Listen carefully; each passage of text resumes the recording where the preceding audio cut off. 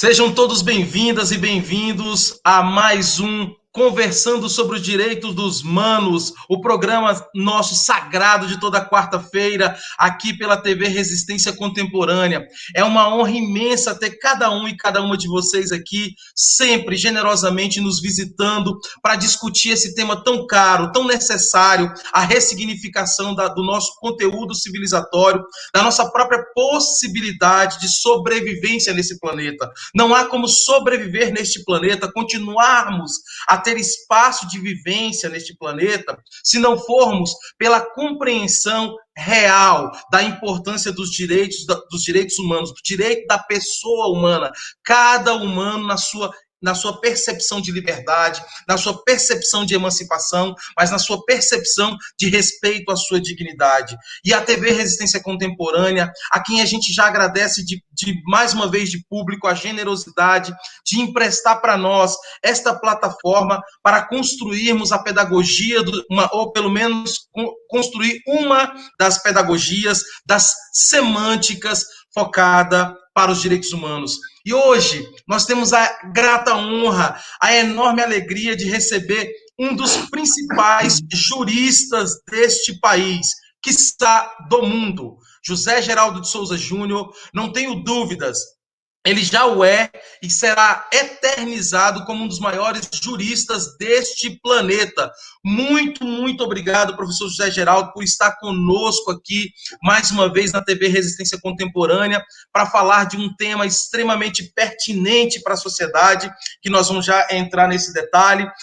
Antes eu queria, porém, agradecer também as pessoas que contribuem com o canal. A gente reitera a necessidade de cada pessoa que possa, se puder, evidentemente que aqui é totalmente voluntário, aqui ninguém exige nada de ninguém, mas se puder oferecer sua contribuição com o canal para que a gente custeie. Eu sou voluntário, o professor José Geraldo é voluntário, a gente aqui não ganha um centavo para estar aqui tentando agregar valor aos conteúdos de importância para a nossa sociedade.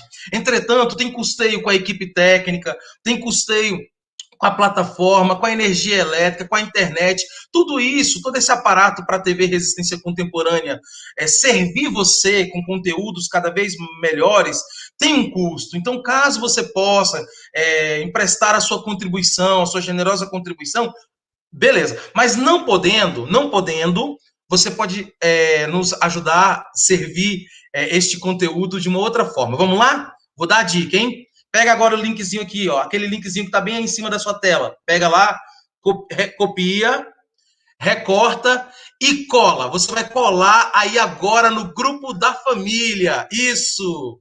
Cola aí, porque aqui nós queremos que a família conheça a importância dos direitos humanos.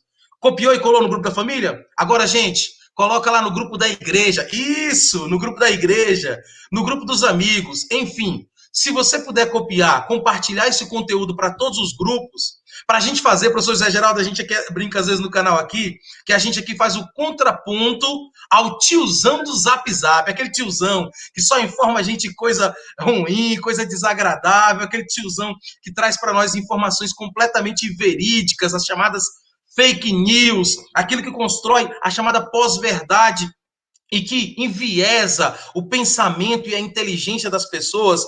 TV Resistência Contemporânea faz o contraponto ao tiozão do Zap Zap. Então, gente, copiou, colou, compartilhou, massa, muito obrigado. Curte aí o canal, se inscreve aí que vai estar ajudando a gente também, tá bom? Mas se puder, ninguém aqui é obrigado, é tudo voluntário.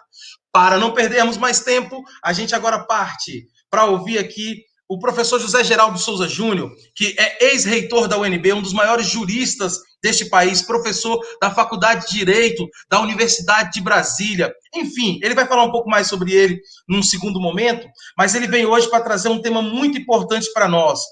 Uma ação judicial impetrada por ele e outros juristas deste país, juristas de renome, de respeito no direito deste país, a ação judicial que em cunha, né, em resumo, em síntese, a ação judicial para declarar a incapacidade e o afastamento do presidente Jair Bolsonaro. Esse é o nosso tema de hoje. E a gente conecta esse tema conecta essa importância àquilo que é o escopo deste programa, que são os direitos humanos. Então, professor José Geraldo, para a gente poder aqui já começar de imediato a falar com o senhor conhece bem aquele chamado senso comum, aquela coisa grosseira que acostumou a ver direitos humanos como direito para proteger, abre aspas, bandidos. Até a palavra bandidos tem que ser respeitada a ideia semântica, social, sociológica dessa construção, porque nós temos bandidos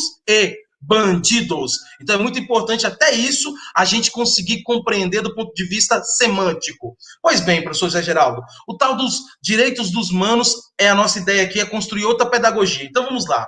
Há inclusive esse jargão, né, que é muito usado para quem ataca os direitos humanos, falando sobre os direitos dos humanos. A gente queria pedir ao senhor o seguinte: o que o senhor acha desse conceito do senso comum? Como é que a gente consegue, professor José Geraldo, construir uma proposta pedagógica que remeta a uma outra ideia de comunicação para os direitos humanos? Finalmente, professor José Geraldo, seja do ponto de vista empírico, do ponto de vista conceitual, epistemológico, qualquer forma que o senhor queira, diga para nós o que é direitos humanos. Muito obrigado pela presença do senhor. A palavra é com o senhor. Marconi Burum, é uma alegria estar no seu programa com este modo de convocar a participação e de democratizar a comunicação, também como resistência democrática, a plataforma que nos acolhe, né?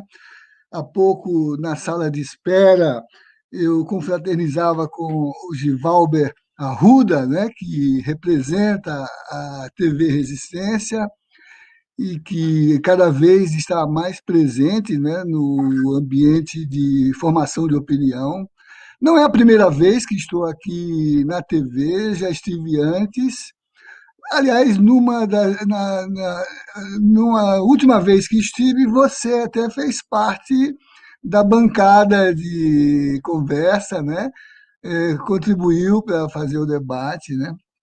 E, então é uma alegria muito grande, duplamente pelo tema do programa que você criou e dirige, e pela plataforma, que é uma TV que, inclusive, tem apoiado muitas causas. A mais recente delas é a de realização do Fórum Social Mundial temático Justiça e Democracia, né?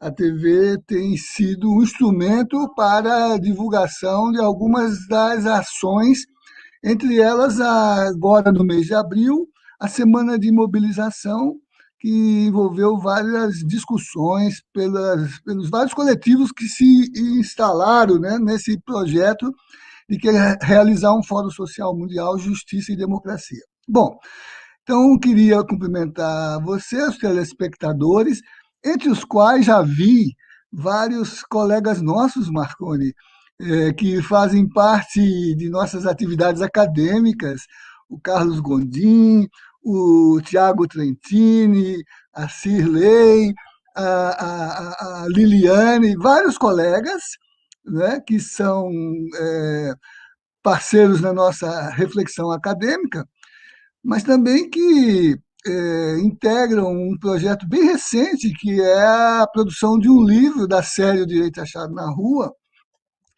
da editora Lumen Iuris, coleção Direito Vivo. Sobre ele, se tivermos tempo, talvez possamos falar um pouco adiante, né? E é com alegria que vejo. E também vi presente a Júlia Lima, que é uma professora da Universidade Federal do Rio de Janeiro, que integra o coletivo Terra de Direitos, né, e que sei que nesse momento está envolvida na construção de um tribunal popular para julgar a justiça brasileira, o sistema de justiça brasileiro, né? Vê que o programa está bem mobilizador, né? E vamos ter a possibilidade de uma boa interlocução. Bom, voltando ao ponto, eu achei que o nome tem uma conotação bastante sugestiva, duplamente. Primeiro, porque remete à ideia de comunidade, manos, é fraternidade. O próprio Papa Francisco fez uma encíclica agora chamada Fratelli Tutti, irmão de todos. Então, é um apelo numa sociedade de egoísmo, de competição exacerbada, pensar na expressão social popular mano como expressão do coletivo, da comunidade, da fraternidade, né? Mas ela também expressa uma questão de muito preconceito do ponto de vista de que tenta aludir a um segmento do social que é excluído porque não integra aquele conjunto de elite que forma o contexto dos que têm, dos que se apropriam, dos que são autodenominados homens de bem, que aparentemente se representaria como pessoas de grande dignidade, mas que na sociedade brasileira, que vem de uma experiência colonial, a palavra não está ligada diretamente à condição da dignidade, mas ao fato de que é uma sociedade desigual de proprietários em contradição com os despossuídos. Os homens de bem são os proprietários, aqueles que, quando o país ficou independente do jugo colonial,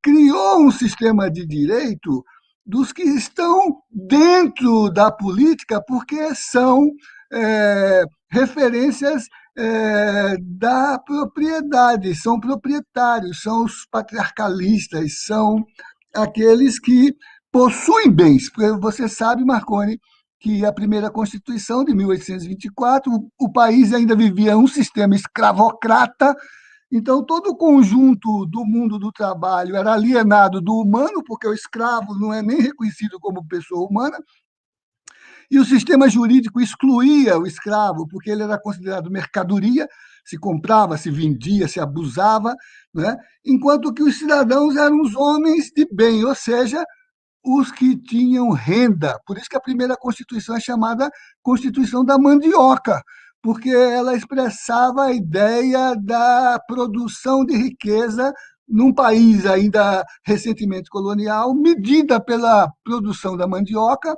e que são os que entram no mundo da cidadania. A Constituição de hoje é a cidadã, é a Constituição dos manos, é a Constituição que integrou, que colocou na vida política e na cidadania os trabalhadores que eram escravos, as mulheres que não tinham reconhecimento do seu protagonismo jurídico, os indígenas que também eram um subproduto da ecologia, silvícolas, dizia a Constituição, silvícolas, parte da selva, da natureza, né? Os que não tinham renda, né?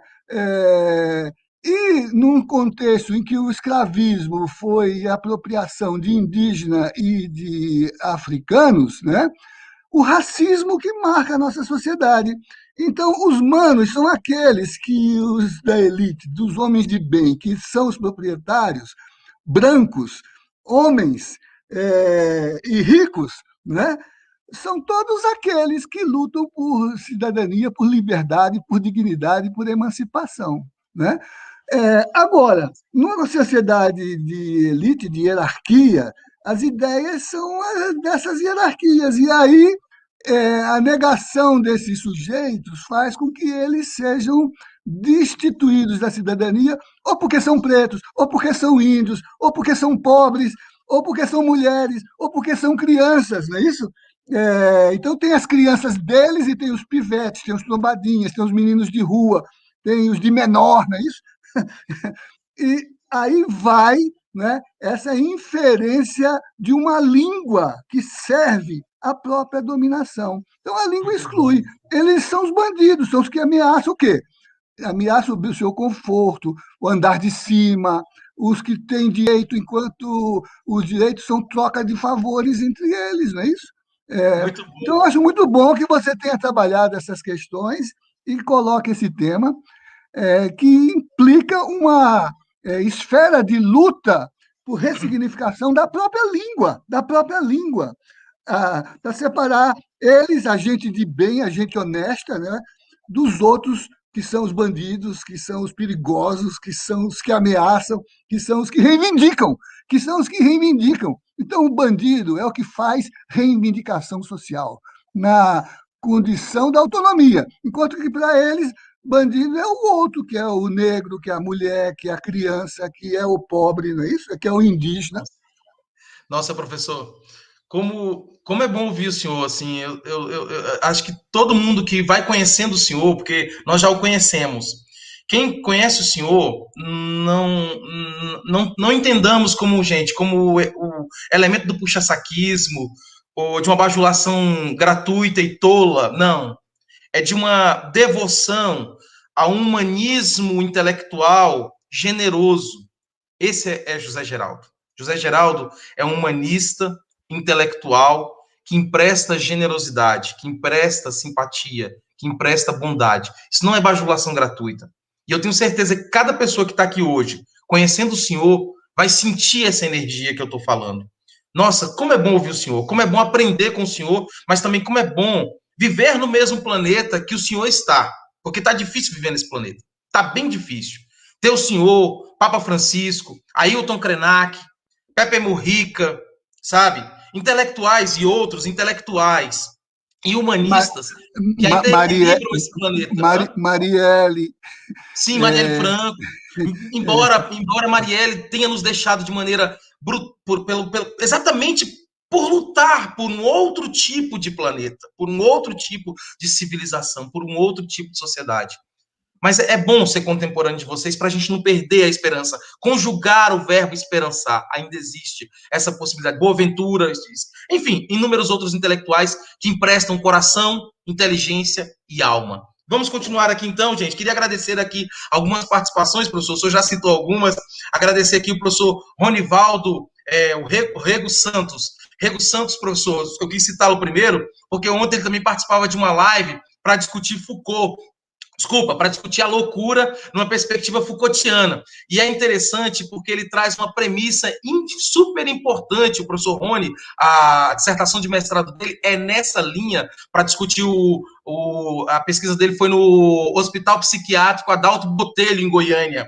E ele discute o tema da loucura por todas as premissas de construção social, toda a imposição social que existe sobre a loucura. E como hoje nós vamos tratar não necessariamente da loucura, mas de uma ação judicial que se desdobra, ou pelo menos ela orbita a lei da pessoa com deficiência em alguma medida. Então, eu quis saudá-lo, professor Rony, muito obrigado por estar conosco. Saudar os nossos queridos colegas, o Carlos Gondim, autor do livro também, né?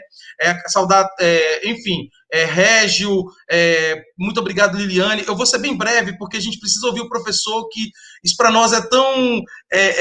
a gente precisa aproveitar ao máximo o tempo do professor aqui, mas não posso também deixar de homenagear essas pessoas tão gentis. Fernando, muito obrigado. Shirley, muito obrigado. Tiago, o Tiago Trentini. Eu estou tão emocionado que estou aqui travando a língua. Shirley, Júlia Marques, muito obrigado. Mauri Tavares, Maria Cristina, nosso Divalber já foi homenageado. O Everton, meu amigo, muito obrigado. Maria Eugênia, muito obrigado. Luzia Marques, Jean Carlos, que é meu aluno, muito obrigado pela sua presença. Helena Simões, enfim, Luiz Filho. Professor, tem muita gente aqui saudando, homenageando o senhor, homenageando a TV Resistência Contemporânea e este conteúdo. O senhor pode entrar no livro agora, professor. Eu vou fazer uma pergunta que, de certa forma, o senhor já pode aproveitar para fazer a propaganda. Gente, olha, o professor José Geraldo, ele tem hoje um livro fresquinho, saído do forno da organização dele, com a turma dele. O professor José Geraldo é autor de inúmeros livros. Então, hoje ele está trazendo mais uma obra para a humanidade. E ele vai falar um pouco sobre isso. Eu vou aproveitar para dizer aqui, professor, antes da gente entrar no nosso tema, que é o tema mesmo da ação judicial, e o enfoque dessa ação judicial para os direitos humanos, a gente queria conhecer um pouco o senhor. Vamos conhecer o José Geraldo por ele mesmo. Fale sobre o seu trabalho na UNB, na Constituinte. O senhor teve uma experiência muito boa na Constituinte, e a gente deve ao senhor parte dos conteúdos que estão na Constituição de 88, especialmente o direito achado na rua. Quem é o José Geraldo? E aproveitando para falar um pouco sobre o livro. Marconi, vou falar mais sobre o livro e menos sobre mim, né? Você já me apresentou, eu sou professor da Universidade de Brasília Sou até professor titular, quer dizer, cheguei já ao final da carreira, a idade traz essas designações, né? Sou professor na Faculdade de Direito e no programa interdisciplinar Direitos Humanos e Cidadania. Olha só, aí a discussão sobre os direitos humanos dos outros, não é isso? Dos humanos. E já estou quase há 40 anos na universidade. Já tinha sido professor antes em outras instituições particulares, né? Mas minha origem é na advocacia, e aí é onde eu adestrei a minha referência do exercício da função social da advocacia num contexto de sociedade subordinada a um regime de exceção, que foi o período da ditadura civil-militar entre 64 e 85. Então, foi um trabalho que realizei muito fortemente, sobretudo na Ordem dos Advogados do Brasil. Fui membro da Comissão de Direitos Humanos da OAB do Distrito Federal, fui membro da Comissão de Ensino Jurídico da OAB Federal, fui por 18 anos vice-presidente da Comissão de Ensino Jurídico, mas, sobretudo, nesses dois espaços, federal e municipal, e também na Comissão Justiça e Paz, que pude exercitar uma advocacia de realização das liberdades, da cidadania e dos direitos fundamentais, dos direitos humanos, né? A luta pela redemocratização, a luta pela anistia, pela justiça de transição, né? A luta pela recuperação da capacidade política dos perseguidos pelo governo, os exilados, né? Os banidos, né? Os caçados com dois S's, né? E alguns com C cedilha, porque houve assassinato político, né? Acabou de falar da Marielle Franco, né? Que continua uma metodologia que o autoritarismo gerou, né?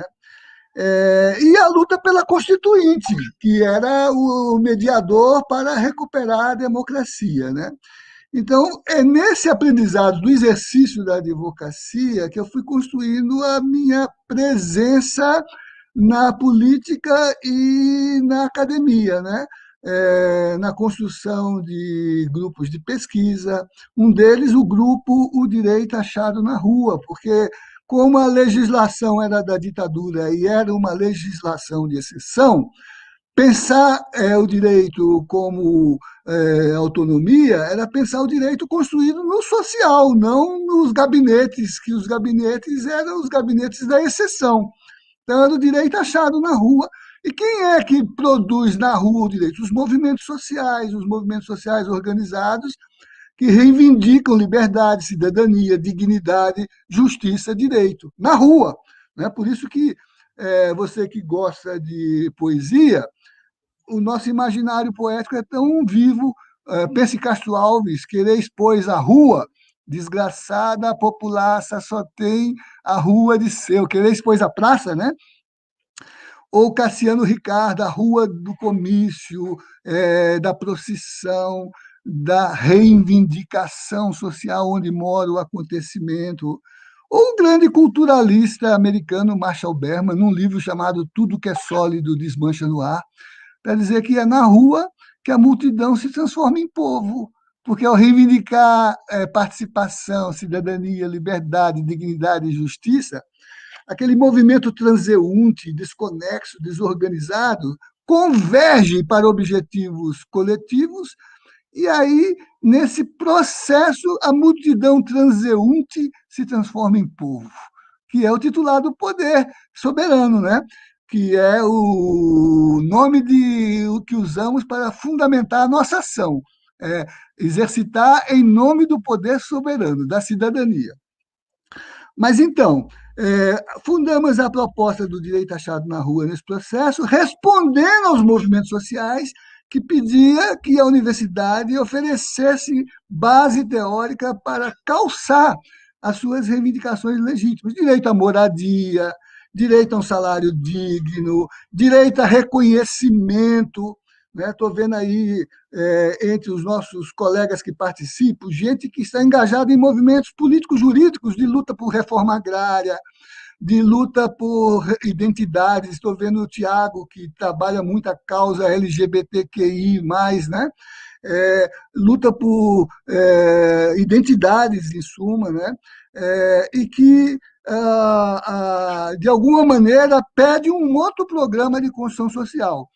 E aí, a minha carreira de advogado, de professor, pesquisador, né, com os achados das pesquisas, e a produção disso em livros, dos quais temos duas séries muito importantes que traduz toda essa discussão. Uma série que a UNB edita, chamada Direito Achado na Rua, que já vai para 10 volumes publicados, desde o primeiro, Introdução Crítica ao Direito, ao 10º, que é a Introdução Crítica ao Direito como Liberdade, e essa série da editora Lumen Iuris, chamada Coleção Direito Vivo, né? Olha só, Direito Vivo, que não é estagnado nas instituições ou nas normas que ficam acumuladas em prateleiras legislativas, mas que é realizado cotidianamente pelos manos, no processo político, na luta social, na reivindicação, e que tem já 5 livros publicados,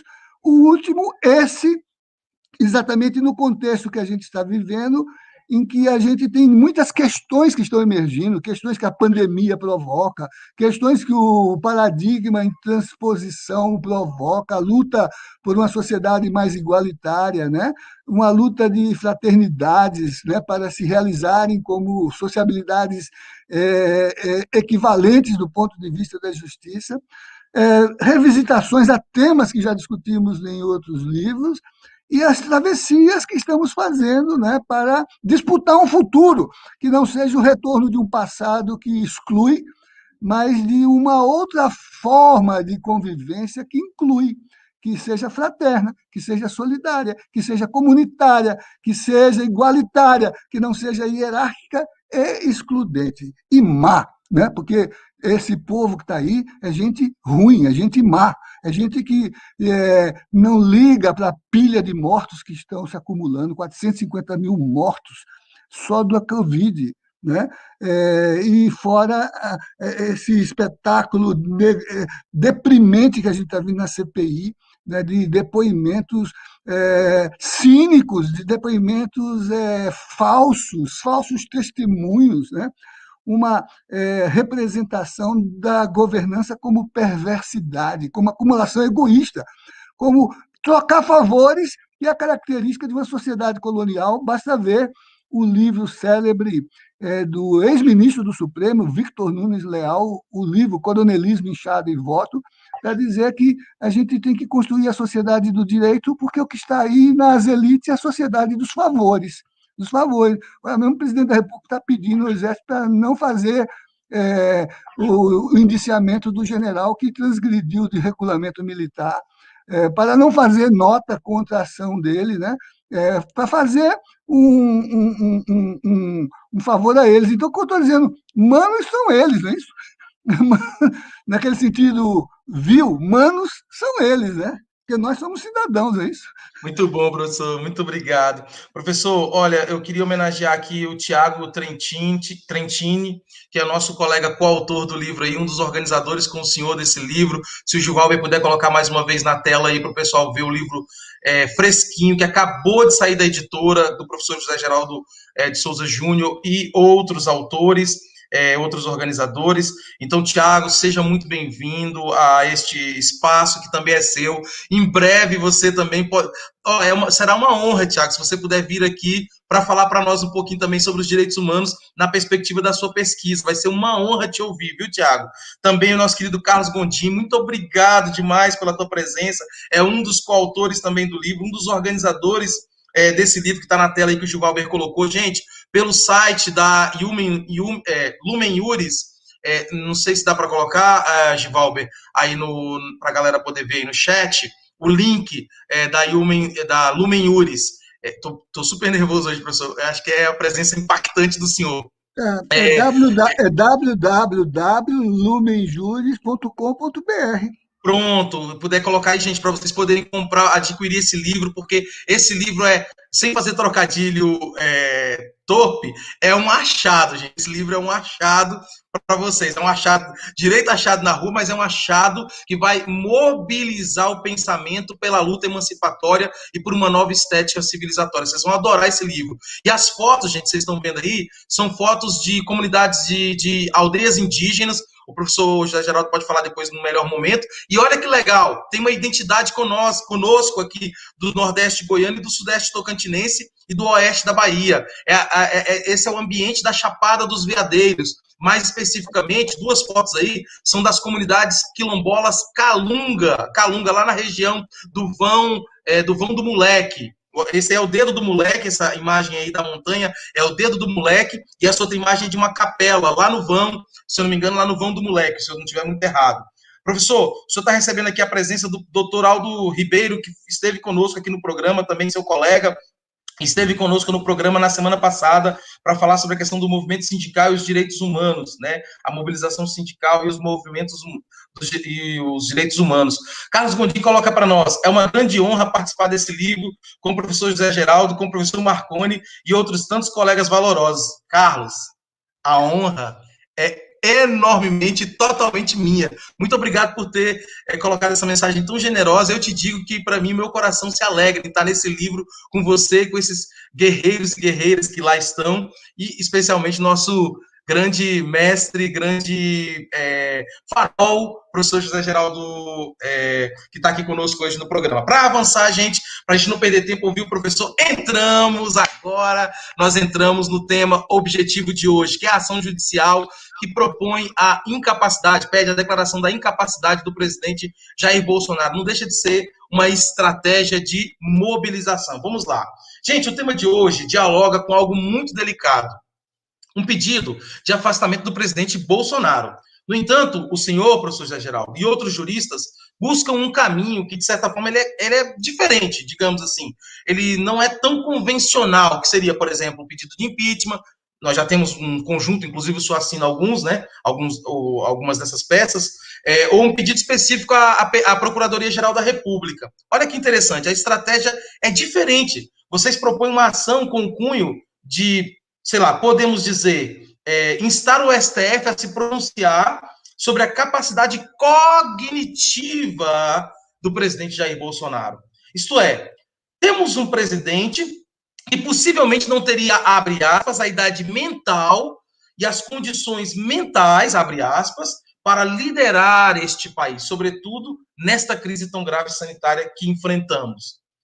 Professor, podemos dizer que isso seria atestar uma espécie de, abre aspas, loucura, se o professor Rony me ouve agora, ele briga comigo, de loucura em Bolsonaro, ou este termo é inadequado? Afinal, o que é essa incapacidade requerida na declaração, na peça do senhor? Eu tive a oportunidade de ler um pouquinho, mas eu preciso entender um pouco melhor e o nosso público também.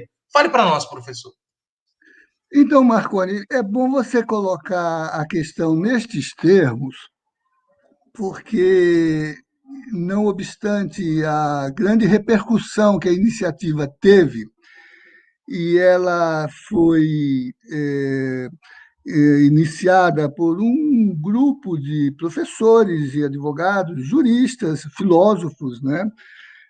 Liderados pelo professor Alfredo Atier Júnior, que é o presidente da Academia Paulista de Ciência do Direito, desembargador, um filósofo do direito, né? Pelo professor Roberto Romano, da Unicamp, que é também um dos mais destacados nomes dos estudos da ética e da filosofia, pelo professor Pedro Dalari, da USP, né, um grande internacionalista, pelo professor Renato Janine Ribeiro, que também é um destacado filósofo da política, né, foi até ministro da Educação, e também, por conta da configuração técnica, pelos advogados Alberto Toron, que sabemos é um dos grandes criminalistas do Brasil, né? E Fábio Gaspar, né? Nós não somos os advogados da ação, somos os autores da ação. Os advogados da ação são os doutores Mauro de Azevedo Menezes, que é de todos conhecido, foi presidente da Comissão de Ética Pública da Presidência da República, e pela doutora Roberta de Bragança Freitas Atier, que são os advogados. A nossa reflexão partiu um pouco do que você constatou. Primeiro, todas as formas mais pertinentes do ponto de vista da crítica àquilo que é o exercício da autoridade da presidência da República estão, de certo modo, emperradas na falta de definição da autoridade competente para que elas produzam o seu efeito de discussão do tema. O impeachment, por exemplo, que discute no sistema presidencial a questão da responsabilidade do presidente da República e seu possível afastamento por prática de crime de responsabilidade, né? São mais de 100 petições de impeachment, Marconi, mais de 100. Ontem tive notícia que pessoas ligadas à mídia, ao mundo cultural, entre eles a própria Xuxa, esse Felipe,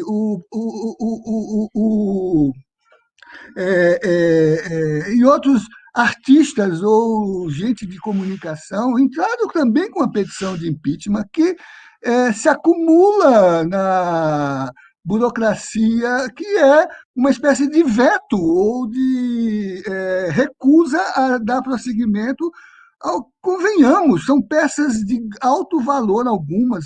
Os estudantes de direito fizeram uma muito bem elaborada, os diretórios acadêmicos, né? A OAB, os mais diferentes setores, e não avança, não se coloca em discussão, não se traz a leitura sequer das condições de admissibilidade e de conhecimento. Do mesmo modo, nas questões mais gerais, ligadas àquilo que se referiria, por exemplo, a questões de desvio de finalidade, de desvio de poder, de função, que implicaria a atuação da Procuradoria-Geral da República, várias representações também já foram feitas, não tem a iniciativa do Procurador-Geral para submeter à discussão. E olha que até incidentalmente algumas questões já foram feitas. O Tribunal de Contas da União, que é órgão auxiliar do Poder Legislativo, em incidente de correição, de análise de procedimentos de gestão, pediu o afastamento circunscrito do presidente da República para que ele não ficasse à frente da gestão sanitária, do enfrentamento à pandemia, levando em conta o descalabro que está aí. Então, o que nos motivou? Se por esses caminhos, que são os caminhos mais bem definidos do ponto de vista da referência ou constitucional, ou legislativa, ou judicial, não tem prosseguimento, resta a cidadania como titular do poder soberano, da Constituição cidadã, todo o poder emana do povo, que o exerce diretamente, inclusive, utilizar os instrumentos de ação popular que a Constituição prevê, entre os vários tipos de ações populares, aquele mais lidimamente que lhe traduz a soberania, que é o direito de petição, num sistema em que o nosso Constituinte entendeu que nenhuma lesão a direito ou a interesse individual ou coletivo poderá deixar de ser excluído da apreciação do Poder Judiciário. Então, nós entramos com uma ação civil pedindo a declaração de incapacidade do presidente da República por vários fundamentos, e configuramos a incapacidade dele como gestor, porque ela é restrita à função que ele ocupa e ocupa de modo destrutivo, entrega o patrimônio, desorganiza as instituições, atinge a concepção constitucional da estrutura dos sistemas de governança, sistema único de saúde, sistema de participação nas formas deliberativas do debate sobre as condições de atuação da cidadania, os ataques às formas previstas na Constituição de participação popular na gestão dos sistemas, de, todos os sistemas, né? Aqueles que designam a cidadania, destrutiva, né? E que pode ser demonstrada de várias formas, com dados oficiais, dados estatísticos, referências, vamos dizer assim, complementares, entre elas aquelas, por exemplo, que já se tornaram instrumento de apresentação de representações nas cortes internacionais, no Tribunal Penal Internacional, essa pelos indígenas, indicando práticas de genocídio do ponto de vista da política sanitária que envolve a defesa daquilo que é mais salvaguardável no social, que é a memória, a ancestralidade, a tradição, o originário da nossa cultura, que são as formas de existir e de reexistir dos povos tradicionais, dos povos indígenas, dos povos originários.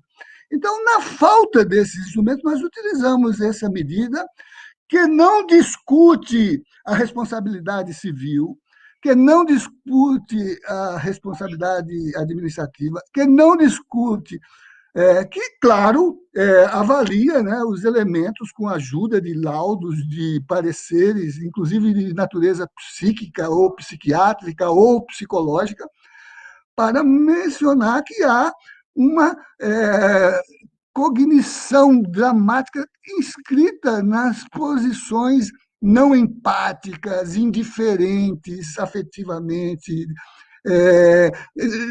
não solidárias, né, não sensíveis ao sofrimento do povo, ao luto que a sociedade está vivendo, ao drama de afetação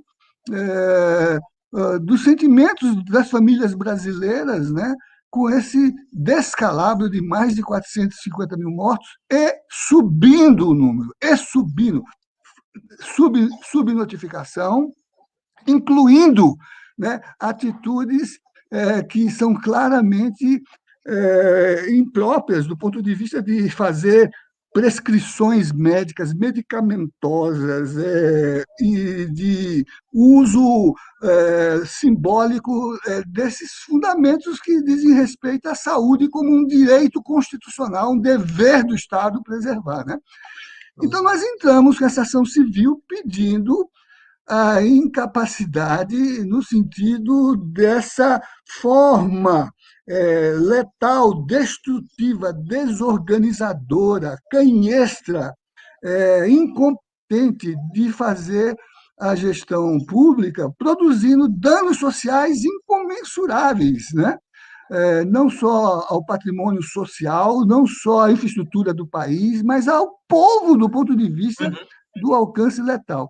É claro, fizemos a incidência também no psíquico, mas sempre considerando, né, que nós temos clareza sobre os avanços da luta antimanicomial, da luta por reconhecimento da autonomia do que sofrem mentalmente ou têm distúrbios e que não podem ser alvo de ações impróprias de interdição ou de. Nós não estamos pedindo a interdição dele, nós estamos pedindo o afastamento daquela função, daquela condição letal, destrutiva, né, que o mundo inteiro reconhece e que afeta não só a vida das pessoas, mas a vida do planeta, porque no bojo desse processo está em causa, né, políticas que destroem a natureza e o planeta. E destroem a natureza e o planeta, não é isso? Eu queria complementar, se o senhor me permite, professor, eu queria complementar essa pergunta e já emendando com algo que tem inquietado a gente que estuda, ou pelo menos aproxima o estudo de interpretação das medidas que podem ser impetradas frente a um presidente que não cumpre a Constituição, frente a um presidente que ele faz todo o processo antagônico do que seria a ideia republicana, e o Estado de Direito, a democracia, a cidadania, ou seja, ele é o antagônico de todas essas semânticas, ele é o antagônico, tá certo? Aqui, nesse momento, não está aqui o apresentador falando contra o presidente A para defender uma possível candidatura do presidente B. Nós não estamos fazendo proselitismo político nesse momento. Nós estamos discutindo concretamente um ser humano que assumiu o cargo mais importante da República, de um dos países mais importantes do globo terrestre, e que essa pessoa não respeita o mínimo básico, direitos humanos, não respeita a cidadania, não respeita a democracia, sequer respeita a Constituição. Aí eu queria emendar com uma coisa, como é a ação do senhor com os demais juristas e outros especialistas em cada um em sua área, ela é uma ação, pelo menos nos parece inédita neste país, ela é extremamente original, a peça, ela traz algo extremamente original. Eu queria perguntar ao senhor se existe alguma analogia, algo semelhante na história do Brasil, ou pelo menos que guarde alguma simetria com essa proposta do senhor e dos demais juristas, e ainda mais, algum precedente no mundo, em algum país que o senhor pudesse citar, em que um chefe de Estado fora declarado incapaz, só para a gente interpretar essa novidade jurídica, porque não deixa de ser uma peça de estudo para os futuros operadores do direito que estão nas diversas universidades deste país. Então,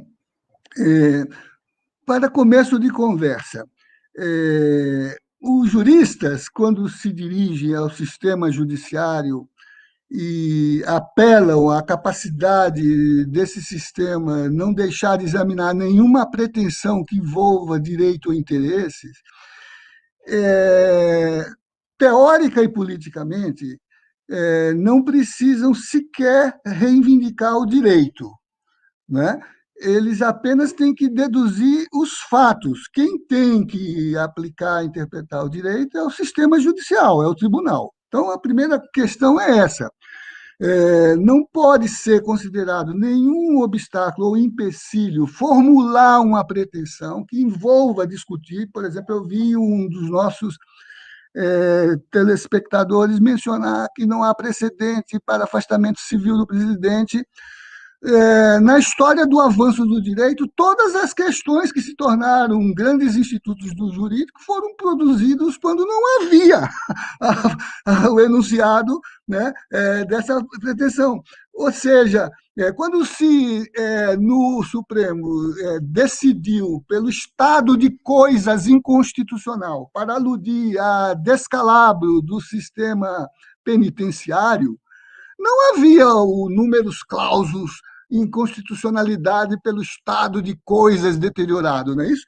E o Supremo construiu a tese do estado de coisas inconstitucional e determinou medidas de cumprimento de ações para ultrapassar essa violência contra a Constituição e seus enunciados, né? E hoje é uma categoria, estado de coisas inconstitucional, para gerir a dimensão humanizadora dos presídios. Nós não estamos falando de uma penitenciária, nós estamos falando de um país, estamos falando de um sistema social inteiro, né?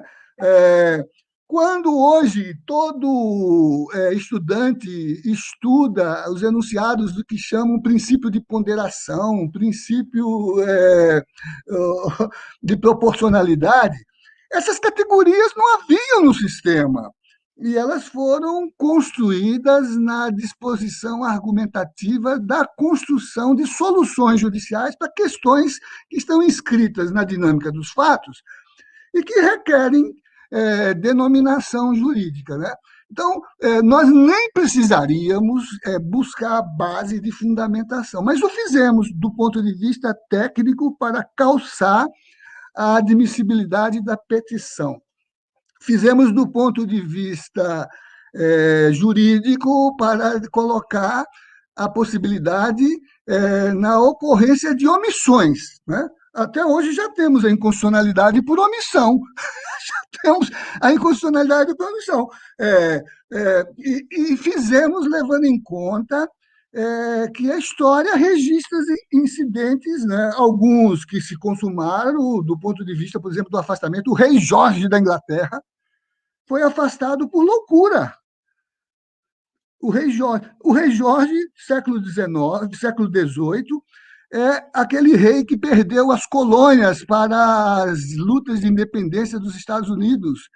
É, ele foi afastado por loucura, foi substituído pelos filhos dele, e até hoje os psicólogos, psiquiatras, juristas discutem o fundamento da causa da incapacidade dele de governar num sistema absoluto, num sistema de legitimidade derivada do direito natural da hierárquica.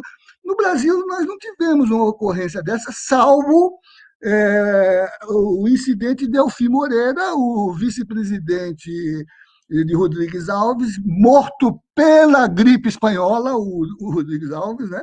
O Delfim assume. Que coincidência, hein, professor?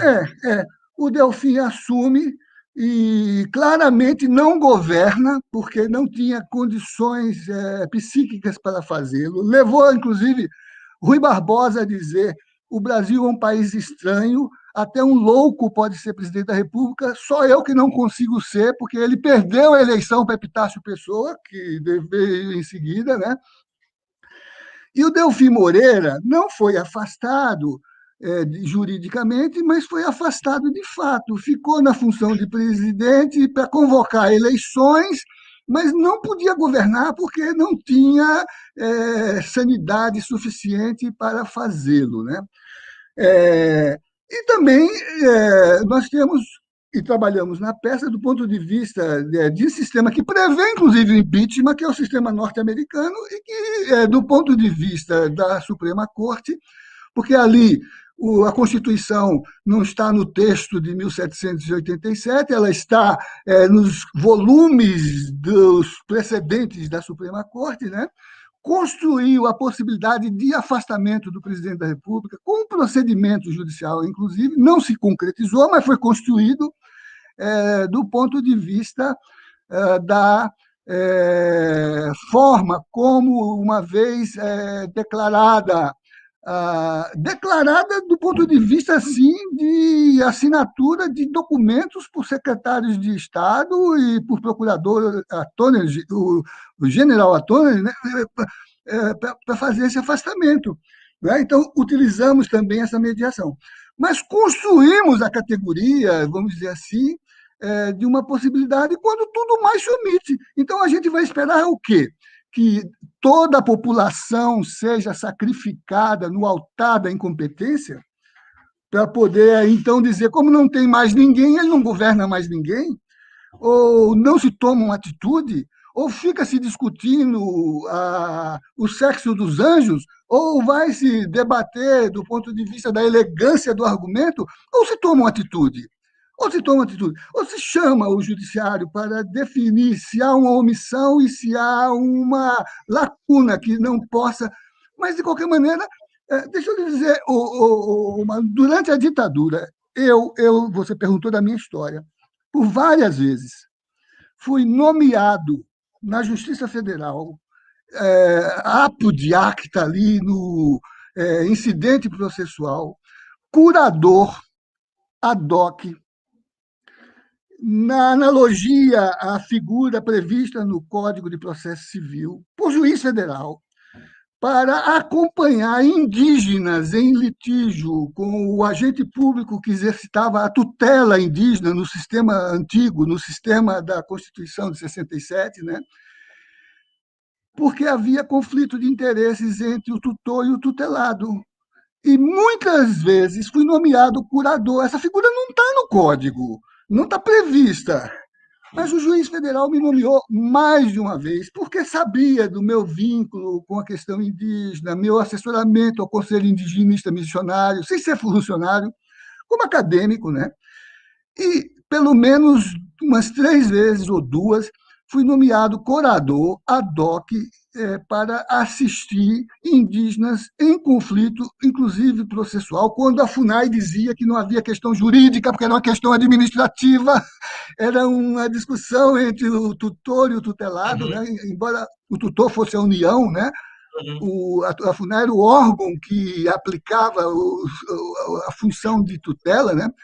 uhum, É, funcionei nos processos falando pelos indígenas, porque ali havia uma discussão sobre relativa incapacidade, né? uhum. Relativa incapacidade, algo Nossa. que no direito é uma construção. Eu estou aqui na minha mão, olha aqui na minha mão, com a tese de concurso de titular do professor Roberto Aguiar, grande filósofo, foi reitor da UNB, foi Uhum, secretário de Segurança no Distrito Federal, foi secretário de Segurança no Rio de Janeiro. O professor Roberto Aguiar, quando defendeu sua titulação na Universidade Federal do Pará, ele que é conhecido como filósofo do direito, a tese de titulação dele chamava-se Incapacidades, Proteção ou Repressão? Fundamentos das incapacidades no direito positivo, em busca de uma reconceituação. Então, toda a tese dele é mostrar essa construção teórico-política do contínuo reconceituar das incapacidades. Até a Constituição de 88, as mulheres, por exemplo, eram relativamente incapazes. Filosoficamente, já se aceitavam que tinham alma, que era gente, não é isso? É, os índios eram incapazes. Filosoficamente, a Sublimes Deus, do Papa Paulo III, já havia dito que eles tinham alma, eram gente como nós. Funcionalmente, isso não era uma realidade, não é ainda hoje. Não é ainda hoje. A verdade. postura política do governo em relação aos povos indígenas, eles dizem no TPI, é de genocídio, né? Uhum. Quando não, elegantemente, é de integração, para desconstituí-los como identidade. Né?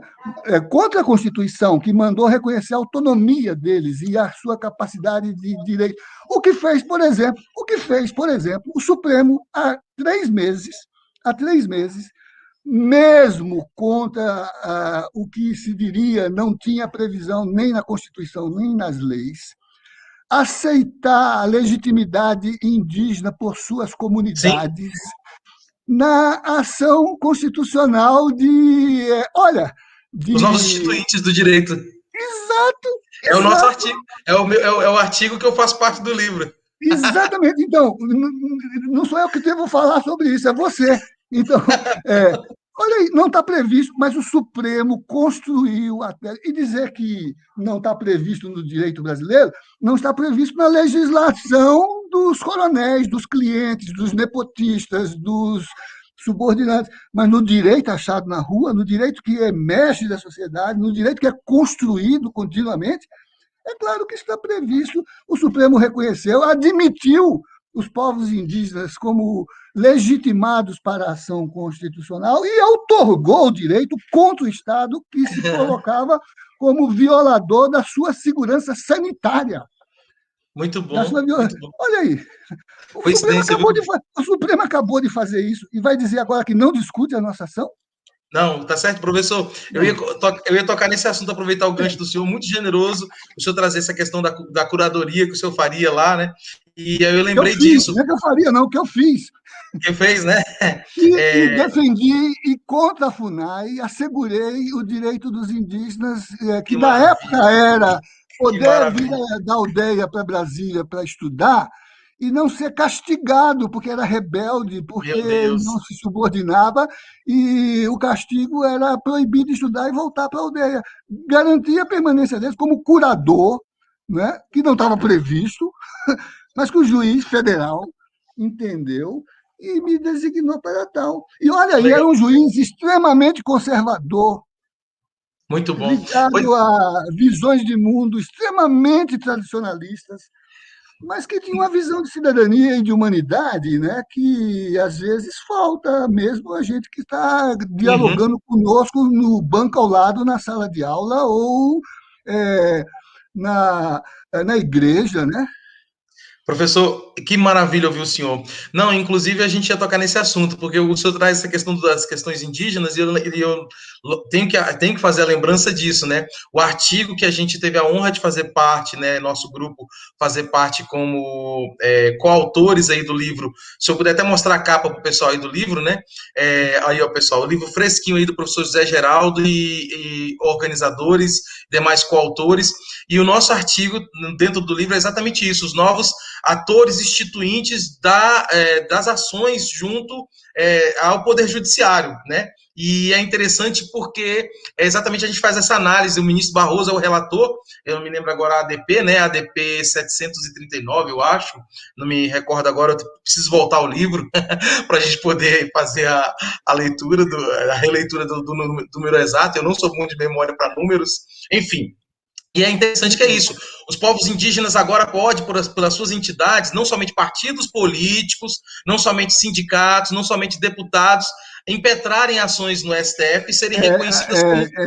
O artigo é o constitucionalismo achado na rua, os sujeitos coletivos instituintes de direito e o caso da PIB, na DPF número 709. Eu falei 739 sem querer, desculpa, viu, gente? É.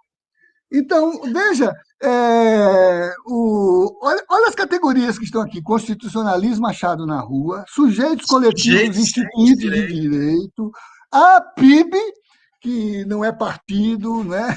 É uma entidade, e o tribunal disse que nem a organização formal do direito civil seria limite para que a comunidade se fizesse presente. Como lá nos anos 70, com o CIMI, com o doutor Paulo Machado Guimarães, que hoje dirige a Comissão de Direitos dos Povos Indígenas do Conselho Federal do AB, nós obtivemos a liminar do Tribunal Federal de Recursos, na época chamava Tribunal Federal de Recursos, que nós apresentamos em nome da comunidade indígena Pataxó Ranhan, para que eles pudessem entrar na sua área ancestral, ocupada ilegalmente, era uma forma de desintrusão também, né? E o habeas corpus foi pleiteado em nome da comunidade, não em nome de um cacique, de um capitão ou da FUNAI, e o tribunal concedeu a ordem. Muito bom, professor. Professor, nós estamos chegando, infelizmente. Nossa, o papo está tão gostoso, tão agradável.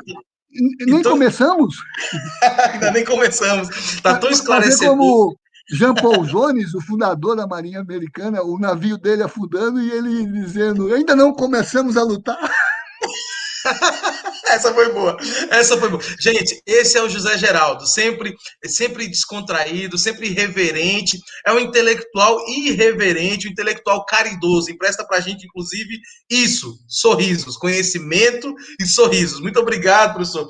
Mas ainda temos uma pergunta. Isso é que dá ter manos, né? Isso é que dá ter manos, né? Ó, ainda temos uma pergunta para o senhor, para a gente tentar ver. A gente vai tentar hoje pedir à TV Resistência para colocar o teto um pouquinho mais para cima. 1h10, pelo menos. 1h10 de live, só para a gente poder fazer mais uma pergunta. Mas isso está previsto na Constituição? O teto um pouquinho mais acima? Nós vamos subverter hoje, nós vamos subverter.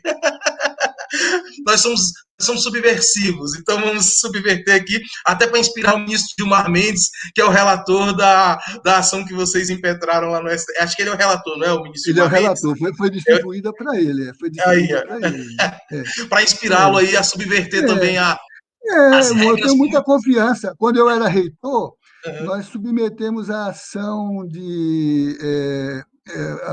submetemos, não, nós fomos reagir à ação que o DEM havia promovido para destituir as cotas da UNB, o sistema de cotas, né? E ele era o presidente. Eu fui, como reitor, despachar com ele, né? Ele tinha algumas questões não auto-esclarecidas para ele, né? Mas aí eu disse para ele: ministro, eu sei que o senhor, inclusive, orientou a tese da advogada do partido que está... E foi sobre esse tema, né? Mas essa é uma questão que não é nem da minha alçada, nem da sua, isso é do país. Submeta o debate à audiência pública. Não aceite a liminar. Mantenha a política até que ela seja discutida nacionalmente, porque, afinal, o que está em causa aí é a Constituição e a civilização. Legal, Né? professor, que E legal. ele fez isso, distribuiu, não deu a liminar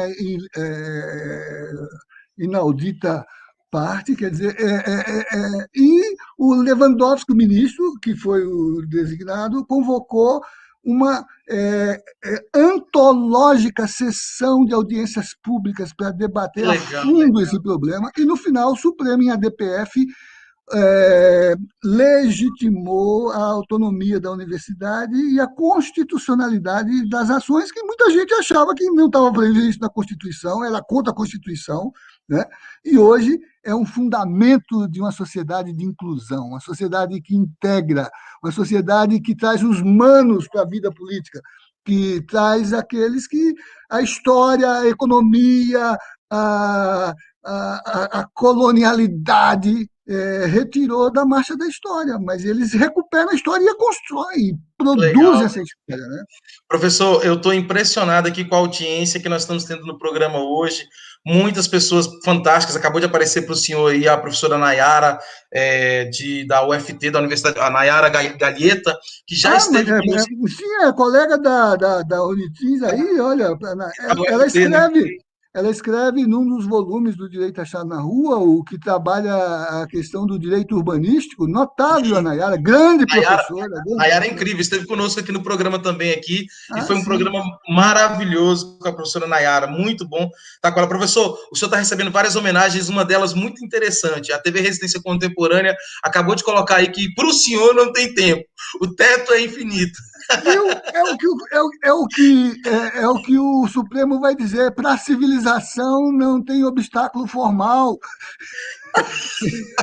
Professor, o senhor encanta a gente. Eu vou chegar agora na nossa última pergunta, professor, mas antes eu queria fazer uma homenagem a alguns participantes, porque eu acho que é justo a gente poder saudar essas pessoas tão Sim. generosas que emprestam o seu tempo para estar nos motivando aqui, porque queira ou não, a gente aqui é voluntário, Eu mas a estou gente. vendo o Fernando Mouzinho, um Ah, conterrâneo rio-grandense do Norte, grande escritor. Fernando, eu estou em falta com você, vou ler seu texto e comentar em breve, porque é tanta coisa que me faz que ainda não pude fazer, mas vou fazer, Fernando. Fernando, tá vendo o compromisso aí do professor, né? Na live ele fez o compromisso da leitura do seu texto. Professor, nunca lhe contei, mas eu também tenho um pé no Rio Grande do Norte. Meu pai é lá de Rui Barbosa, lá do Rio Grande do Norte, viu? Sou, Então, sou com sangue. Vai que a gente é parente, vai que eu dou sorte de ter um pouco do sangue do senhor aí para ver se eu me inspiro em sabedoria. não, eu não nasci no Rio Grande do Norte, eu nasci no Rio de Janeiro, mas Ah, eu é? adotei o Rio Grande do Norte como minha terra natal, assim como você, Tocantins, né? Ah, isso é verdade, isso é verdade. Bom, vamos lá. Então, homenagear aqui, muito obrigado aqui, gente, essas pessoas que motivam o nosso trabalho. Helena Simões, eu não sei se eu já agradeci, a Shirley, Sim. o Luiz Filho. A Sheila é de Goiânia, uma grande advogada, tem uma tese Ai, de doutorado maravilhosa sobre educação popular e assessoria jurídica para acesso à justiça. meu Deus, o Gilbert, o professor Geraldo conhece todo mundo, cara, todo mundo. É impressionante. Vamos lá. A Marta Jubiel, é engraçado, a gente que tem que conhecer o senhor, né? Porque eu tô vendo, o senhor é tão generoso que conhece todo mundo e faz questão de enaltecer a militância, o ativismo, a luta de cada um. Isso é muito legal. É mais uma coisa que eu tô tentando provar para as pessoas que o senhor é um intelectual diferente, um intelectual que É, empresta essa generosidade e isso motiva as pessoas a fazerem o ativismo, a mudança desse planeta, porque precisa mudar esse planeta. E só se muda esse planeta com engajamento, entusiasmo, motivação, conteúdo, evidentemente, e isso o senhor faz conosco, o senhor nos inquieta. Eu, como seu aluno da disciplina de Direito Achado na Rua, fiquei bastante impactado e estou tentando reverberar a minha alma para essa militância por causa das inquietações, não somente do senhor, tem que isso. reconhecer dos meus colegas, porque os meus colegas fazem um lindo caminhar. Os meus colegas fazem um lindo caminhar, liderados pelo senhor, mas fazem um lindo caminhar. Quero saudar Maria Cristina Araújo, quero saudar que o professor, o doutor Aldo Ribeiro, que esteve conosco no programa, fez um conjunto de perguntas. Eu não vou conseguir, Aldo, peço perdão de fazê-las para o professor por causa do nosso tempo aqui, mas eu vou remeter ao professor José Geraldo todas as perguntas, professor José Geraldo, que o doutor Aldo coloca aqui para o senhor e intervenções que ele faz também muito mobilizadoras, muito necessárias, que o doutor Aldo faz aqui no chat. e a gente agradece demais a sua interação. A Deise, muito obrigado ao Fernando Mouzinho, já agradeci, mas reitero a gratidão por sua luta, doutor Fernando, por fazer aí a construção de um mundo melhor. Helena Simões, João Batista Belarmino de Carvalho, muito obrigado. Antônio Carlos de Cotia, São Paulo, sempre está conosco no programa, muito obrigado. A Janete Medeiros, muito obrigado também. Cláudio Ribeiro, eu não sei se eu já agradeci. Marleide Rita, muito obrigado. O Tiago aceitou o convite para estar conosco aqui no programa, nosso querido Tiago, que é um dos organizadores do livro. Professor, olha essa frase.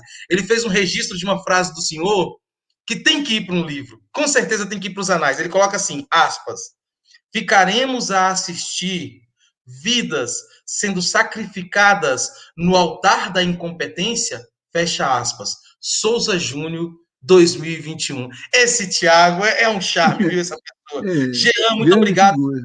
Verdade Cristã, eu não sei o nome da pessoa, mas fico satisfeito da gente ter aqui um espaço, eu imagino que seja um canal, chamado Verdade Cristã. Por quê? Porque o programa também é para poder construir junto as religiões, sobretudo as religiões que têm esse cunho cristão, os evangélicos, os católicos carismáticos. Muitas vezes, algumas pessoas, elas mudam o conceito de direitos humanos e levam para o altar, e isso não é bom.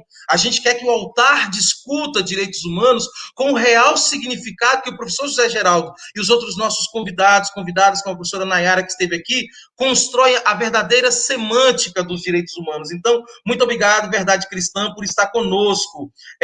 Eu acho que não vai dar para saudar todo mundo. Defilardes, muito obrigado. Carlos, professor, é muita gente. Carlos Silva, enfim, vamos avançar aqui. Eu preciso fazer a última pergunta para o professor. Professor, nesse cunho que o senhor já começou a abordar sobre a questão dessa ausência de sentimento do presidente Bolsonaro perante as vidas, e a gente aqui nesse momento homenageia as 452 mil vidas que se esvaíram, são projetos, são sonhos, são pessoas que deixaram seus amores, seus queridos e queridas nesta terra, e esses queridos e queridas estão chorando. Então, em respeito a essas famílias, em respeito a essas vidas, a TV Resistência Contemporânea faz aqui homenagem a essas 452 mil vidas. E nesse sentido, professor, eu remeto a essa pergunta para o senhor. Essa pergunta que conecta a ação judicial do senhor e dos outros autores frente aos direitos humanos. Professor, este é um programa que trata os direitos humanos, como eu já disse aqui. Vi na peça que vocês, que um dos escopos de vocês é a potencial ausência de empatia e de sentimento de humanidade por parte do presidente Jair Bolsonaro. Podemos dizer que Bolsonaro é um líder que contraria a norma pátria contra os direitos humanos? Desculpa a redundância, foi sem querer. Podemos nos dar, o senhor pode, na verdade, nos dar exemplos desse potencial desrespeito à Constituição, sobretudo aquilo que tange a dignidade da pessoa humana? Nós vamos ter que fazer essa em forma mais sintética, desculpa. Meu Deus, que vergonha.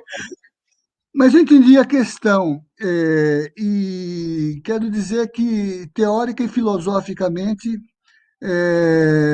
e também funcionalmente, esse tem sido o modo como a civilização responde. Essa semana se fez registro de um acontecimento dramático na história ocidental, que foi o julgamento de Eichmann, em Jerusalém, que levou a filósofa Hannah Arendt a construir um conceito que ela chamou de banalidade do mal. Por quê? Porque Eichmann se apresentou ao julgamento na candura de um servidor público que cumpria ordens, que cumpria as posturas administrativas, mais ou menos o que a gente ouviu na CPI esses dias, né?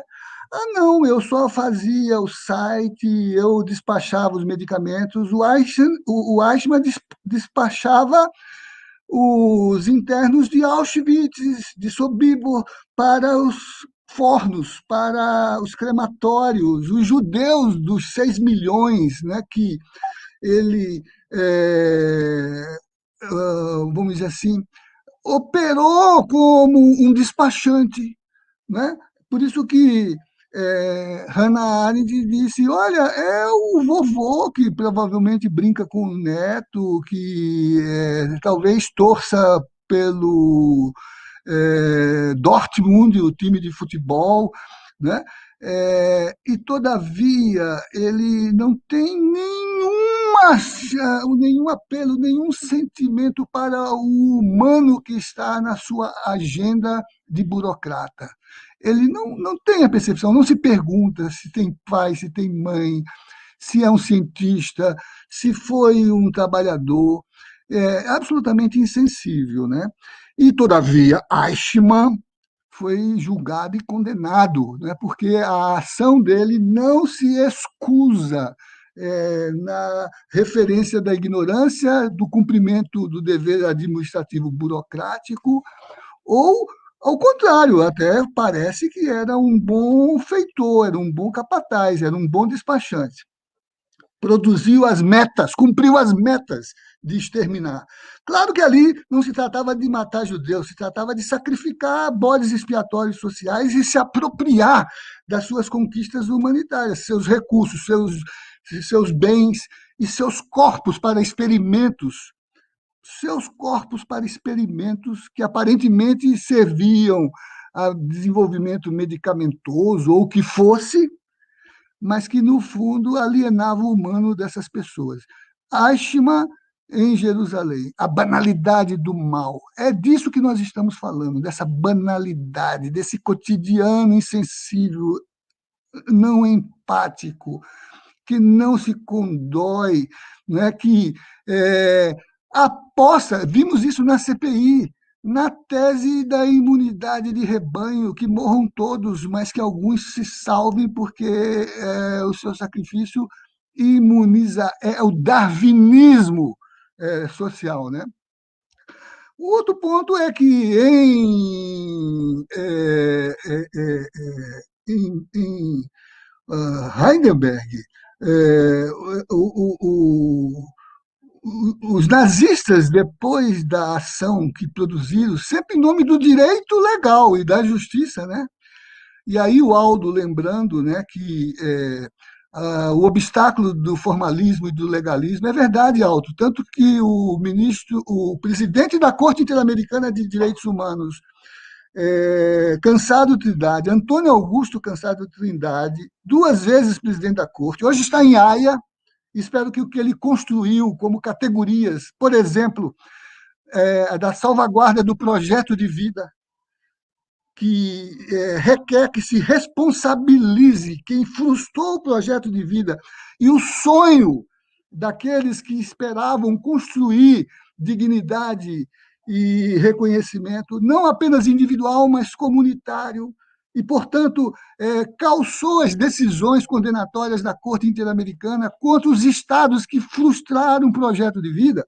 Ele também alertava que um dos grandes obstáculos à internalização nos sistemas nacionais das teses convencionais dos direitos humanos era o obstáculo do positivismo legal, era o obstáculo do formalismo jurídico, esse obstáculo que o grande constitucionalista Canotilho diz impede que o nosso olhar vigilante sobre as exigências do justo se abra a outros modos de considerar as regras do direito ou as promessas do direito, né? O que aconteceu em Nuremberg? Em Nuremberg, o que chama mais atenção não é que ali foram julgados os chefes de campo como Eichmann, é que lá foram julgados os juízes e os promotores. Grandes nomes da jurisprudência continental, nomes que a gente estuda, nomes que não só lá mas como na França, Barthélemy, o autor da tese da irretroatividade, que, entretanto, produziu normas a serviço do Reich, para dizer que o crime poderia alcançar mesmo fatos anteriores à sua prática. Né? Isso está tão bem ilustrado no filme do Costa Gavassi, Sessão Especial de Justiça. Lex ex post factum, a lei posterior ao fato. Né? Então, veja, a gente tem a construção de sistemas de julgamento fundado na tese do jus cogens, da jurisdição universal, a que colocou Pinochet no banco dos réus e o condenou, que colocou Pinochet no banco dos réus e o condenou, né? E que no Tribunal Internacional, no TPI, vai aferir essas práticas, gente. Vai aferir essas práticas, no seu tempo, no seu ritmo, na sua procedimentalidade, mas nunca deixando de lado que essas dimensões do insensível, do banal, do burocrático, sirva de álibi para a avaliação das condutas destrutivas, letais, responsáveis pelo que se desorganiza no país e pelo que se frustra de projeto de vida e projeto de sociedade, né? Cansado Trindade chegava a dizer que deveriam entrar nas condições de reparabilidade não apenas a resposta pecuniária indenizatória, mas a restauração da dignidade ofendida. A restauração da dignidade ofendida, que é um dos fundamentos da justiça de transição. Por isso que muito do que a gente vive é o fato de que não se atualizou, no limite, a justiça de transição. Nós apuramos fatos, anistiamos pessoas, inclusive fizemos a estultice de autoanistiar, embora a Corte tenha dito que a anistia não se aplica aos perpetradores de crime de lesa humanidade, mas a categoria crime de lesa humanidade é funcional, ela existe e ela é aplicável.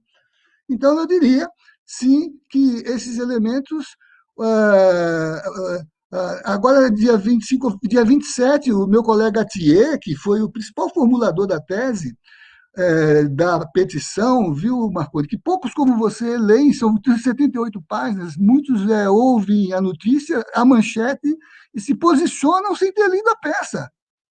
E ficam extraindo elementos secundários do trabalho, né? Ao invés de mergulhar na centralidade da tese que está ali colocada, né? Ele vai ouvir aquele psicanalista Dunker, né? Exatamente sobre esses aspectos, né, que não é o foco da nossa questão. Ele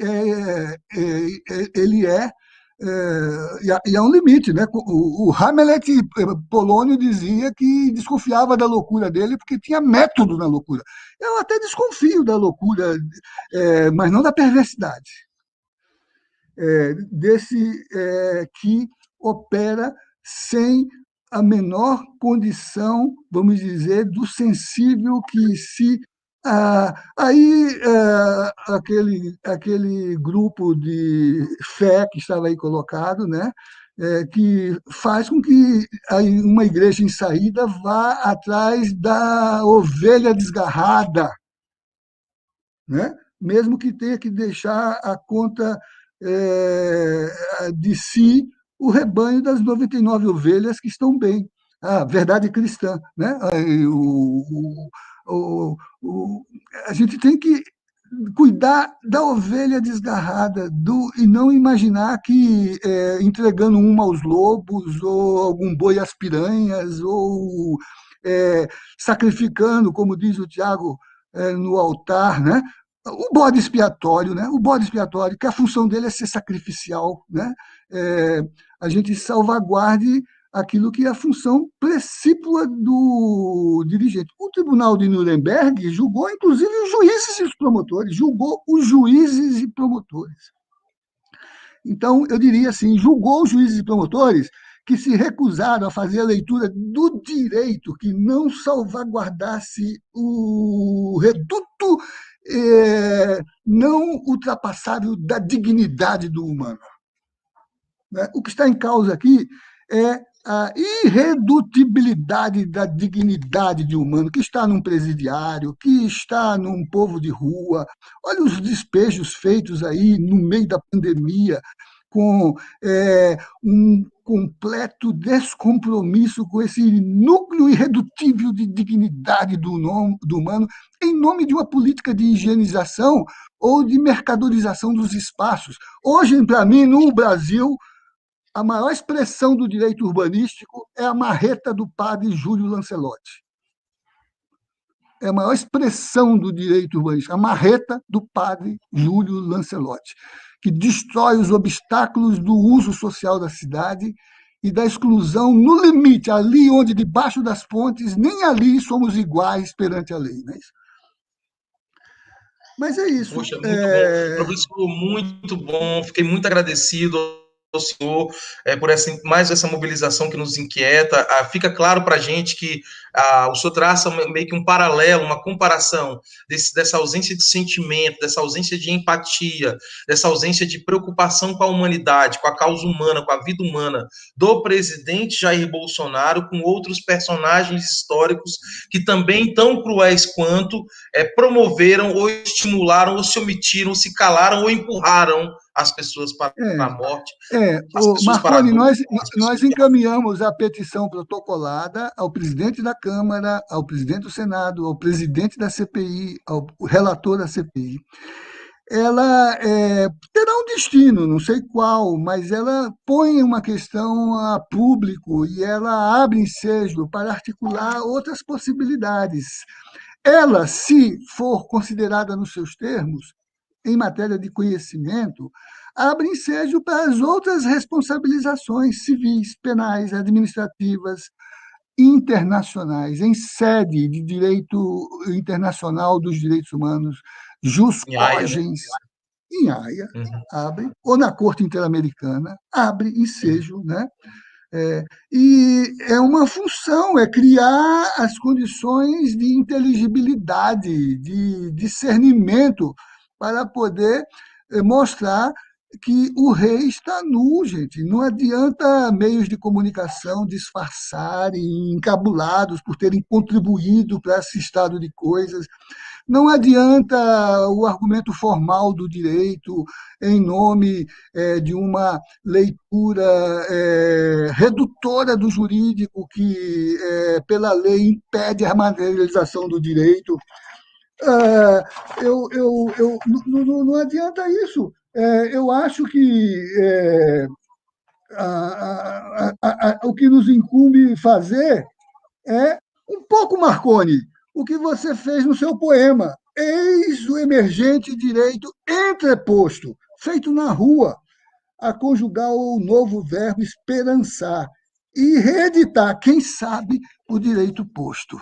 A nossa Professor, tese é essa, reeditar o direito posto. meu Deus, que emoção, professor. Olha, gente, não, para mim, vocês não sabem a alegria que é ver um dos seres humanos que eu mais admiro, e sem, volto a dizer, sem proselitismo, sem falácia, sem coisa boba, é uma das pessoas que eu mais admiro, comparando o professor José Geraldo com, assim, claro, nas devidas proporções, professor Geraldo, claro, com o respeito devido a cada sujeito, a cada indivíduo, a cada individuação. Mas o Papa Francisco, o senhor, o Pepe Mujica, Boaventura, Ailton Krenak, algumas outras que estão na nossa contemporaneidade, são, para mim, a ferramenta de equilíbrio deste planeta que está em colapso. Nós estamos nos matando cognitivamente, estamos nos matando fisicamente, estamos nos matando em todas as formas que se possa pensar. E gente como o senhor, que reequaciona, ou pelo menos tenta colocar um pouco de sensatez, equilíbrio,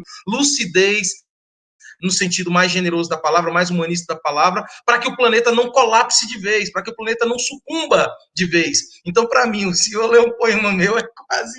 Enfim, eu estou emocionado, mas vamos avançar, porque aqui não é espaço para a gente ficar aqui de lágrimas, não, e sim de punho e luta e cognição e vamos que vamos. Gente, eu quero encerrar aqui os agradecimentos em nome, professor, do Jurandir Santos, meu amigo, Verdade Cristã reitera aqui, Márcia Santana, mas eu queria, professor, ler só um comentário que eu recebi aqui, aqui, ó, essa aqui, ó, Helena Simões diz assim, grande manhã, agradeço em nome da Clínica de Direitos Humanos, do curso de Direito da Universidade, eu acho que é a Universidade Federal, né, com certeza, a Universidade Federal do Amapá, tá aqui, muito obrigado, Helena Simões, pela sua presença, sinta-se convidada também para debater conosco, se puder depois deixar o seu contato aí com o pessoal da TV Resistência Contemporânea, a gente quer receber essas guerreiras e guerreiros que fazem esse mundo um pouquinho mais generoso, um pouquinho mais simpático,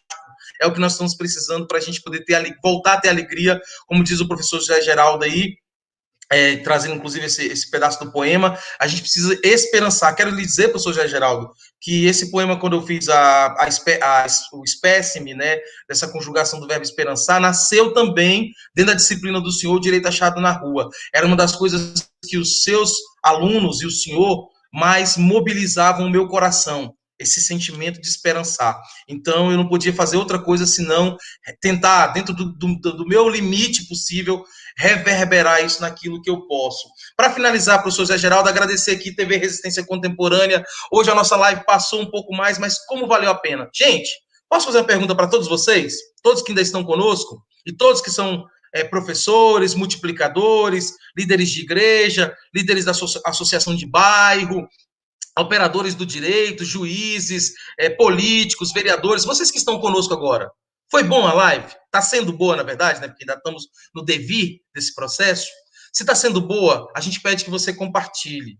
Compartilhe porque o que o professor José Geraldo trouxe hoje foi para além de entusiasmo. Foi uma grande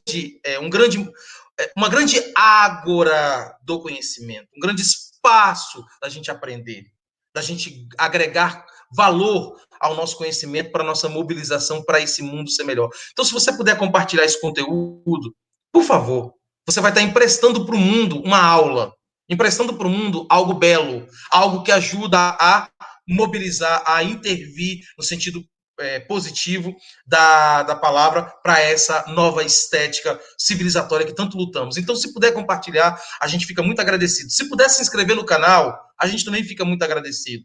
Curta, se puder também, tá bom? E se quiser dar sua contribuição aí monetária para pagar a plataforma, as estruturas que a TV Resistência Contemporânea precisa, haja visto, professor, que todos aqui da TV são voluntários porque também querem servir a esse mundo melhor. Então, muito obrigado a cada um e cada uma de vocês. Eu vou passar para o professor Geraldo. Olha, eu estou vendo a Helena falar da professora Naíbe Calho e da Rede Brasileira de Educação e Direitos Humanos, que está se formando no Brasil.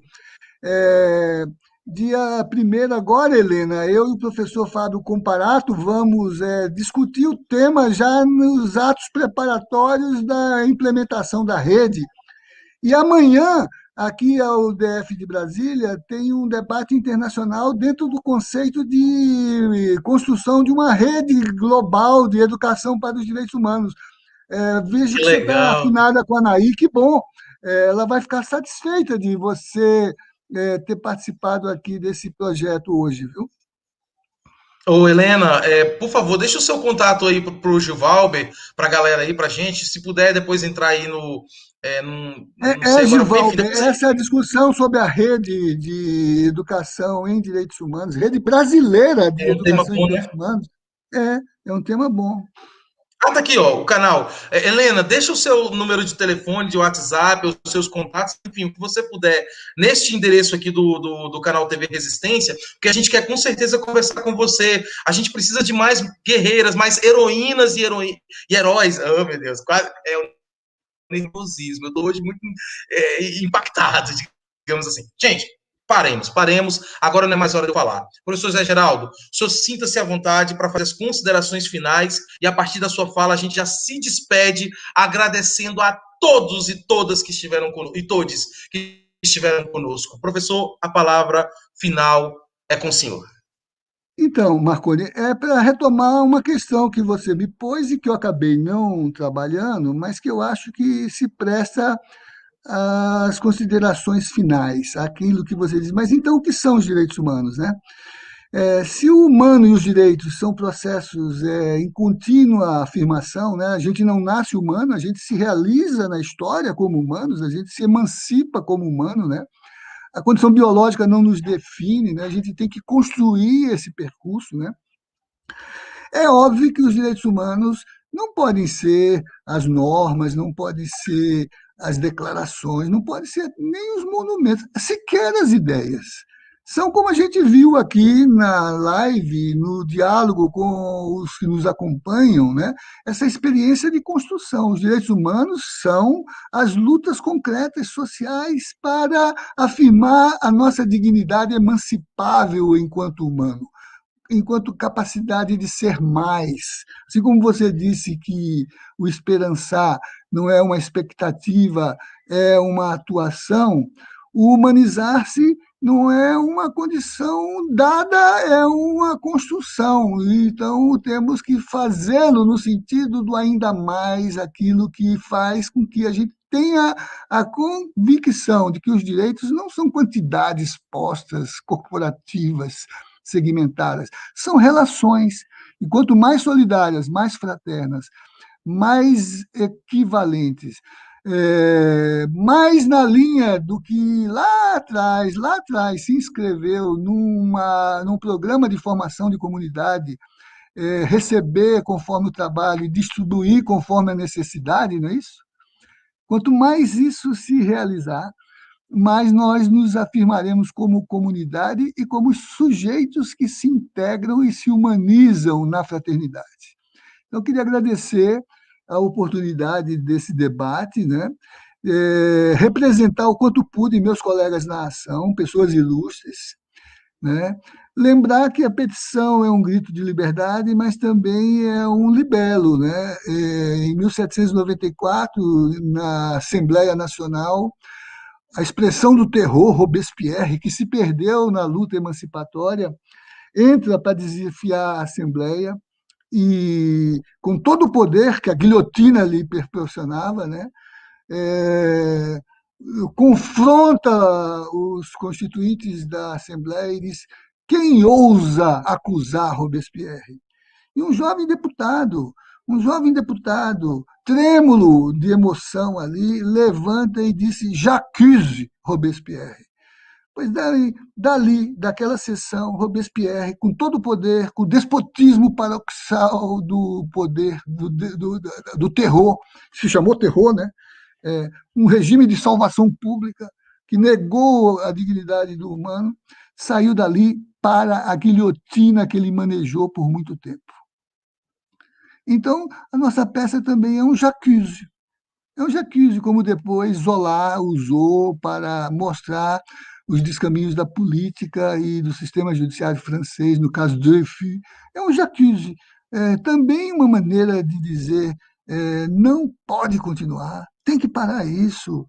É, tem que retirá-lo da função, porque desorganiza o país e sacrifica, em nome do que é formal, as condições de sociabilidade e humano que existe em nós. Nós somos uma sociedade que, apesar de todas as interferências decoloniais, constrói a expectativa esperançada de constituir o humano que nos projeta, que nos transforma, né?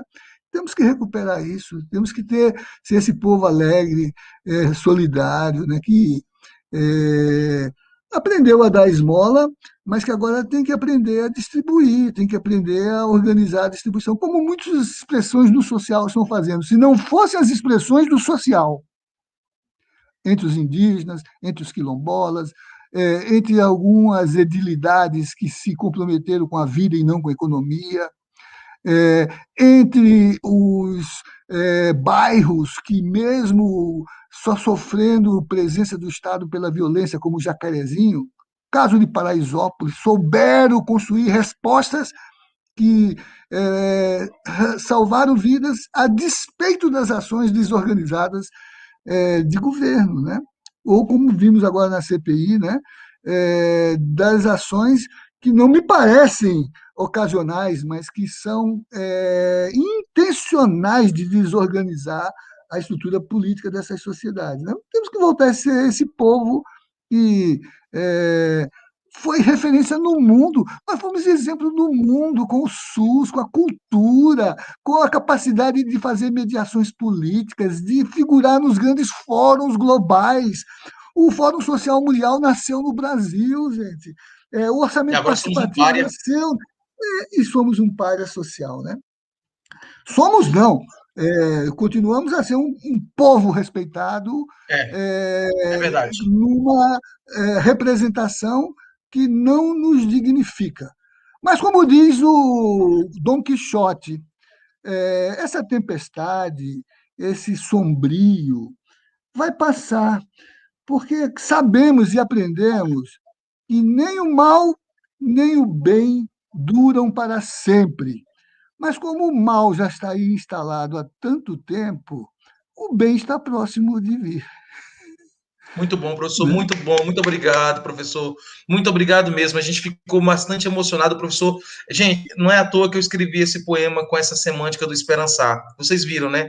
Quem convive com o professor José Geraldo, por pouco que seja, ou por muito que seja, não pode fazer outra coisa senão se entusiasmar e acreditar que ainda é possível. O professor José Geraldo, ele reúne essa semântica do ainda é possível. Não é um pessimista, muito pelo contrário, é alguém otimista, otimista lúcido, que nos ensina, que nos orienta, que nos ajuda no caminhar, mas que também nos entusiasma nesse esperançar. Muito obrigado, professor José Geraldo. Quero agradecer de maneira muito especial, homenageando o senhor, agradecer a minha mãezinha, a Francisca Marques de Lima, lá do Ceará, minha mamãe, que ela, na simplicidade dela, tendo pouco estudo, foi que nos ensinou a verdadeira semântica dos direitos humanos. E a minha mãe, ela não perde um programa, professor. Eu entendo que hoje a minha mãe, por exemplo, ouvindo o senhor, eu não tenho dúvidas que na limitação do sentido, digamos, acadêmico, né, educativo que ela teve da educação formal, mas a educação de acúmulo, de experiência, de vida, somada ao que ela aprendeu com o senhor hoje, professor José Geraldo, na simplicidade dela, eu não tenho dúvidas que a minha mãe é exemplo dessas pessoas que transformam o mundo no seu gesto, gesto simples. Minha mãe é super tímida, mas o gesto tão simples dela, tão generoso dela, faz com que as pessoas em volta entendam que é essa semântica do ser bom, do ser daquilo que está dentro os povos indígenas nos ensinam. A GVT, essa ideia de caminharmos para a nossa essência, caminharmos para a ideia de uma perfeição. Água GVT, professor José Geraldo, Água GVT, a TV Resistência Contemporânea, todos que estiveram conosco, Água GVT, minha mãezinha, minha madrinha Mariana, que esteve conosco também, Água GVT a cada um e cada uma. Super beijo, até quarta. Quarta nos encontramos. Tchau, gente.